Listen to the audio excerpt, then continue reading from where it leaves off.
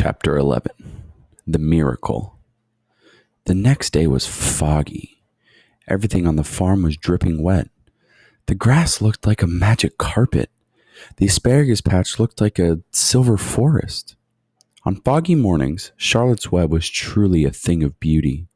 This morning, each thin strand of decorated with dozens of tiny beads of water. The web glistened in the light and made a pattern of loveliness and mystery, like a delicate veil. Even Lurvy, who wasn't particularly interested in beauty, noticed the web when he came with the pig's breakfast. He noted how clearly it showed up, and he noted how big and carefully built it was. And then he took another look and he saw something that made him set his pail down. There, in the center of the web, neatly woven in block letters, was a message. It said, "Some pig!" Lurvy felt weak. He brushed his hand across his eyes and stared harder at Charlotte's web. "I'm seeing things," he whispered. He dropped to his knees and uttered a short prayer. Then, forgetting all about Wilbur's breakfast, he walked back to the house and called Mr. Zuckerman. "I think you'd better come down to the pig pen," he said. "What's the trouble?" asked Mr. Zuckerman. "Anything wrong with the pig?" "Not exactly," said Lurvy. "Come and see for yourself." The two men walked silently down to Wilbur's yard. Lurvy pointed to the spider's web. "Do you see what I see?" he asked. Zuckerman stared at the writing on the web, and then he murmured the words, "Some pig." Then he looked at Lurvy. Then they both began to tremble. Charlotte, sleepy after her night's exertions, smiled as she watched Wilbur came and stood directly under the web. "Some pig," muttered Lurvy in a low voice. "Some pig," whispered Mr. Zuckerman. They stared and stared for a long time at Wilbur. Then they stared at Charlotte.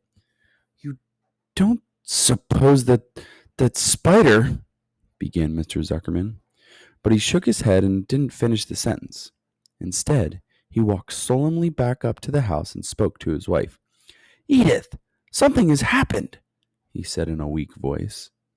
He went into the living room and sat down, and Mrs. Zuckerman followed. "I've got something to tell you, Edith," he said. "You better sit down." Mr. Zuckerman sank into a chair. She looked pale and frightened. "Edith," he said, trying to keep his voice steady, "I think you had best be told that we have a very unusual pig." A look of complete bewilderment came over Mrs. Zuckerman's face. "Homer Zuckerman, what in the world are you talking about?" she said. "This is a very serious thing, Edith," he replied. "Our pig is completely out of the ordinary." "What's unusual about the pig?" asked Mrs. Zuckerman, who was beginning to recover from her scare. "Well, I don't really know yet," said Mr. Zuckerman, "but we have received a sign, Edith, a mysterious sign. A miracle has happened on this farm. There is a large spider web in the doorway of the barn cellar, right over the pig pen. And when Lurvy went to feed the pig this morning, he noticed the web because it was foggy. And you know how a spider's web looks very distinct in a fog? And right bang in the middle of the web, there were the words, 'Some pig.'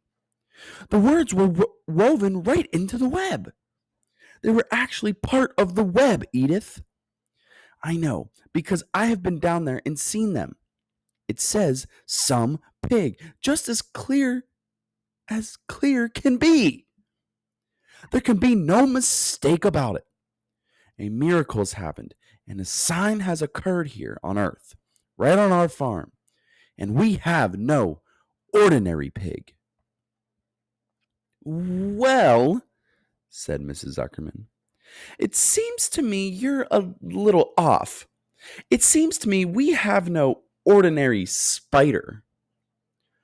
"Oh, no," said Zuckerman. "It's the pig that's unusual. It says so, right there in the middle of the web." Maybe so, said Mrs. Zuckerman. Just the same, I intend to have a look at that spider. It's just a common gray spider, said Zuckerman. They got up, and together they walked down to Wilbur's yard. You see, Edith, it's just a common gray spider. Wilbur was pleased to receive so much attention. Lurvy was still standing there, and Mr. and Mrs. Zuckerman, all three, stood for about an hour, reading the words on the web over and over, and watching Wilbur. Charlotte was delighted with the way her trick was working. She sat without moving a muscle and listened to the conversation of the people. When a small fly blundered into the web just beyond the word pig, Charlotte dropped quickly down, rolled the fly up, and carried it out of the way. After a while, the fog lifted. The web dried off, and the words didn't show up so plainly. The Zuckerman and Lurvy walked back to the house.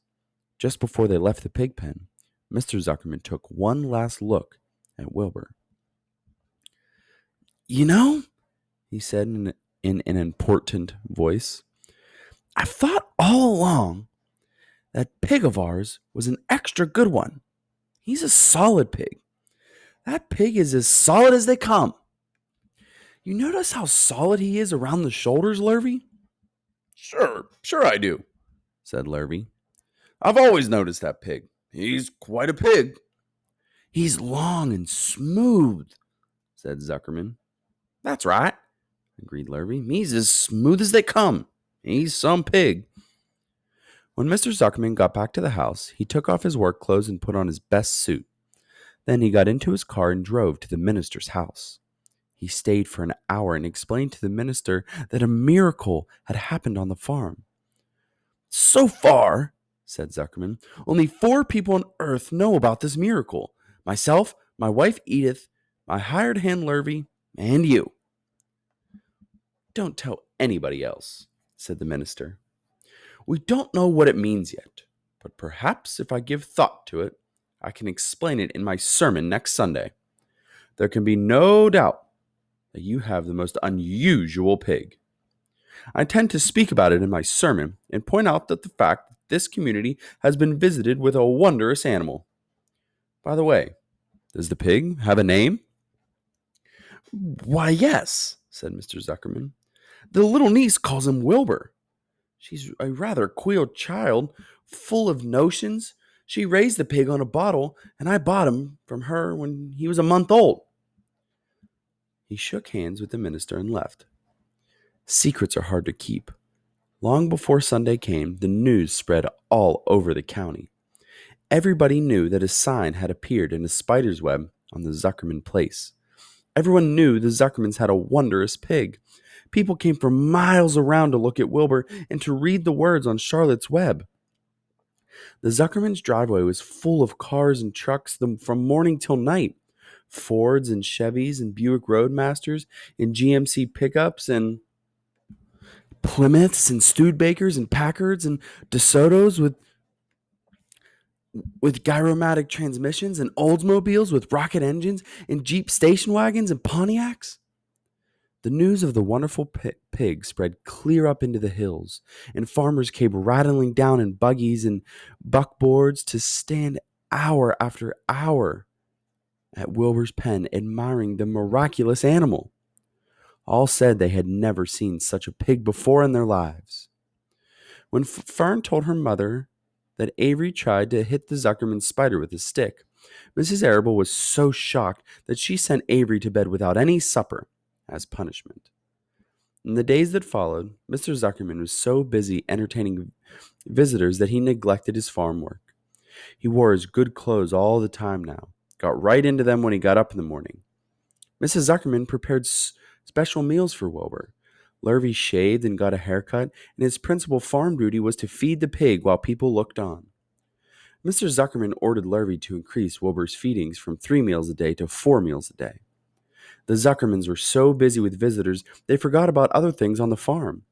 The blackberries got ripe, and Mrs. Zuckerman failed to put up any blackberry jam. The corn needed hoeing, and Lurvy didn't find time to hoe it. On Sunday, the church was full. The minister explained the miracle. He said that the words on the spider's web proved that human beings must always be on the watch for the coming of wonders. All in all, the Zuckerman's pig pen was the center of attraction. Fern was happy, for she felt that Charlotte's trick was working and that Wilbur's life would be saved. But she found out that the barn was not nearly as pleasant. Too many people. She liked it better when she could be all alone with her friends, the animals.